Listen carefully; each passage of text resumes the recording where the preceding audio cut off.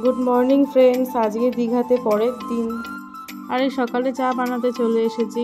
সবাই বলেছে লিকার চাই খাবে। আর এখানে আমাদের ওখানে যতটা গরম, এখানে কিন্তু অতটা গরম নেই, ভালোই ঠান্ডা আছে। ঠান্ডা বলতে ওয়েদারটা আর কি গরম না, ভালো। আর এই সকাল সকাল একদম রেডি হয়ে আমরা সবাই মিলে বেরিয়ে পড়েছি। আমরা যাব, আমাদের এখানে অনুকূল ঠাকুরের মন্দির আছে সেখানে। আর এই যে দোকানে এখানে সকালে টিফিনটা করে নিয়েছি। আমরা সবাই ডিম টোস্ট খেয়েছি আর বাচ্চাগুলো ম্যাগি খেয়েছে।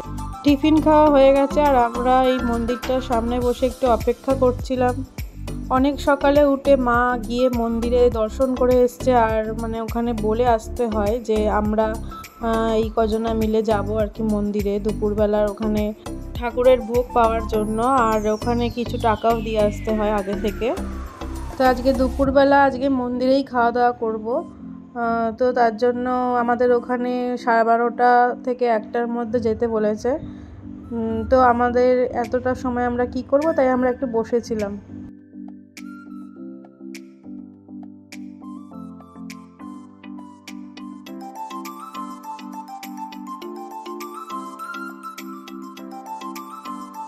এই যে আমরা এখন অটোতে উঠে পড়েছি। আর অটোতে মাথা পিছু 20 টাকা করে ভাড়া নেয়। তোমরাও যেতে পারো, এরকম যারা নিরামিষ খাও তাদের জন্য তো খুবই ভালো। আর তার থেকে বড় কথা হচ্ছে আমরা দীক্ষিত, আমাদের তো এইখানে দীঘাতে আমরা তো অনেকবার এসেছি আগে, কিন্তু এখানে মন্দিরে কোনোদিনও আসিনি। এমনি শুনেছিলাম যে ঠাকুরের বড় মন্দির আছে, তো এইবারে আমরা এসেছি।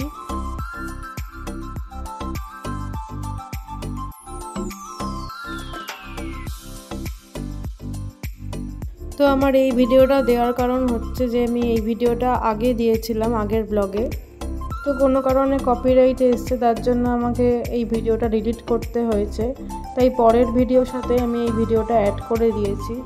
মন্দিরে ঘোরার পরে আমরা উদয়পুর, শঙ্করপুর এই জায়গাগুলো গেছিলাম। তো সেই ভিডিওগুলো দেখার জন্য আমার আগের ভিডিওটা অবশ্যই দেখবে, এর আগের ব্লগটা আর কি।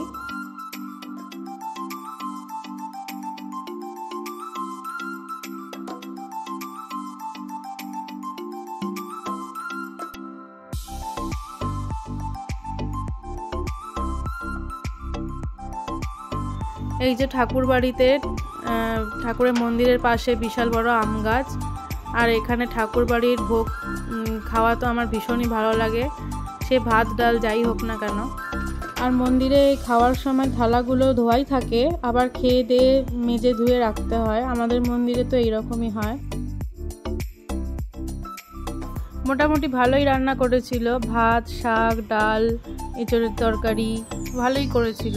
কিন্তু আমরা ঠাকুরের দর্শন পাইনি। আবার সেই বিকেলে 4টের পরে ঠাকুর দর্শন করা যেত, কিন্তু অতক্ষণ তো থাকা সম্ভব নয়। ওই গরমের মধ্যে আমরা বেশিক্ষণ থাকতে পারিনি। আর ওই দিনকে প্রচুর রোদও বেরিয়েছিল গরমেতে।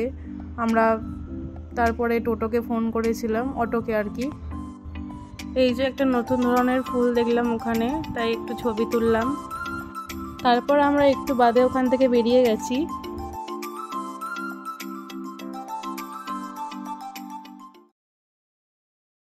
গুড মর্নিং সবাইকে ফ্রেন্ডস, আজকে বাড়ি যাওয়ার দিন। 9:30টার মধ্যে আর কি হোটেল চেক আউট করে দিতে হবে। তাই সকাল সকাল একটু তাড়াতাড়ি উঠে পড়েছি আর ব্যাগ ট্যাগ গুছিয়ে নিয়েছি। এমনিতেই রাতেই ব্যাগ ট্যাগ গুছিয়ে রেখে দিয়েছিলাম, তাও যে কটা ছিল এখন গুছিয়ে নিচ্ছি তাড়াতাড়ি করে। এই যে রেডি হয়ে নিয়েছি আর মাদের ঘরে চলে গেছিলাম। তো সবার একটু ফটো তুলছিলাম। আর মঞ্জুরি রাগ করে বসে আছে। রাগ না, ওর আসলে একটু দুঃখ হয়েছিল, যদি আর একটু স্নান করতে পারতো আর কি। আমরা বড়রাই ভুলতে পারি না, তো বাচ্চারা তো আরোই ভুলতে পারবে না কোথাও ঘুরতে গেলে। এই যে আমরা এখন বেরিয়ে গেছি। সকালে চাটা এমনি খাওয়া হয়েছে, কিন্তু টিফিন সেরকম কিছু করা হয়নি। তো ভেবেছিলাম অনেকটাই দূরে গিয়ে একেবারে আর কি লাঞ্চটা করে নেওয়া হবে, তাড়াতাড়ি ফিরে গেলে আর কি বাড়িতে গিয়ে দোকানটাও খুলতে পারবে, সুবিধা হবে। তো আমরা একটা এরকম ভাতের হোটেলে দাঁড়িয়েছিলাম।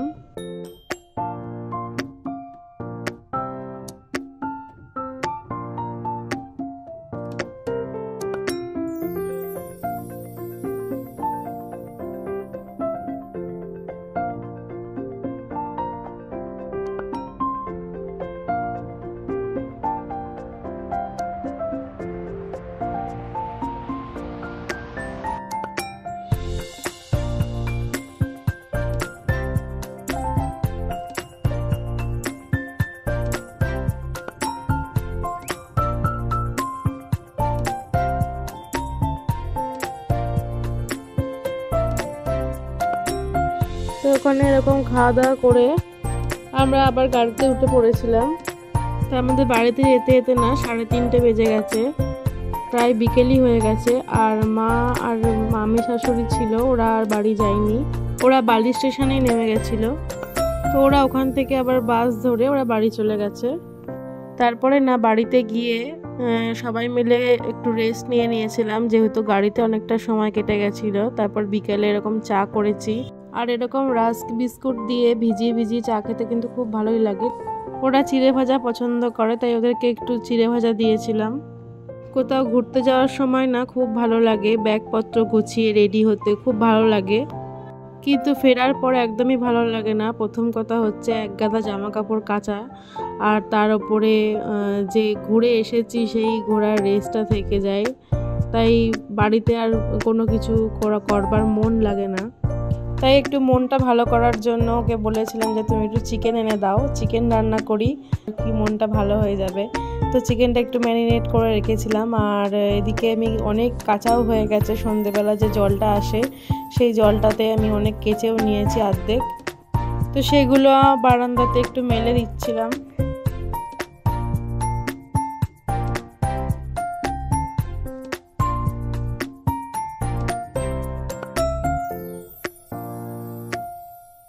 আর এইদিকে আমার আলু ভাজাও হয়ে গেছে, তো মাংসটা এবার কষিয়ে নিচ্ছি।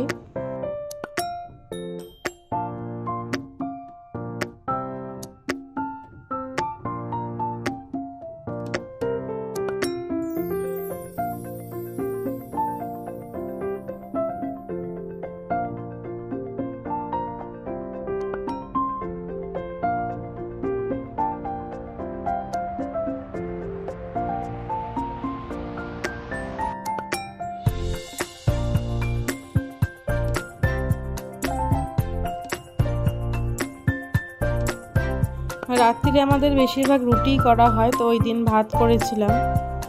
ভাত দিয়ে পাতলা চিকেনের ঝোল খাবে বলেছিল তাই। তো আজকের ভিডিওটা এখানেই শেষ করছি। খুব ভালো কাটলো 3টে দিন, আর আজকে বাড়ি ফিরলাম। তো আবার আসবো অন্য কোনো ভিডিও নিয়ে। টাটা।